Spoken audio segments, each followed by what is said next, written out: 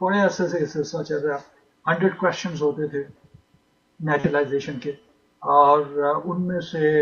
آپ کو 10 کوشچن دیے جاتے تھے،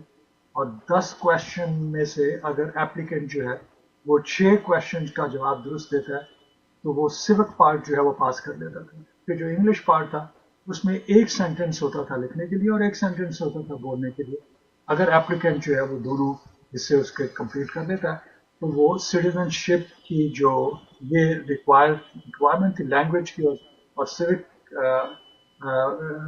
کی، وہ ان کی کمپلیٹ ہو جاتی. باقی اور کوالیفیکیشن اپنی جگہ پہ ہزار ہے کہ گڈ مورل کیریکٹر وغیرہ ہونے چاہیے، کرمنل ہسٹری دیکھی جاتی تھی، کن چیزوں سے وہ ڈسکوالیفائی ہو جاتا ہے یا کون سی چیزیں ایسی ہیں کہ جس کی بنیاد کے اوپر وہ کوالیفائی کرتے ہیں. لیکن اب اس میں میرے خیال میں گزشتہ پروگرام میں بھی بات کرتا ہے کہ تو اب اتنا کافی نہیں ہے کہ کوئی شخص جو ہے وہ اپلیکیشن فائل کر دے اور اس کے خلاف کوئی کرمنل چارجز نہیں ہے، کوئی مورل کیریکٹر اس کا خراب نہیں ہے، اور اس صورت میں وہ امیگریشن کے پاس جاتا ہے اور امیگریشن سروس جو ہے اس کو جو ہے ان تمام مرحلوں سے گزارنے کے بعد سٹیزن شپ دے دیتی ہے.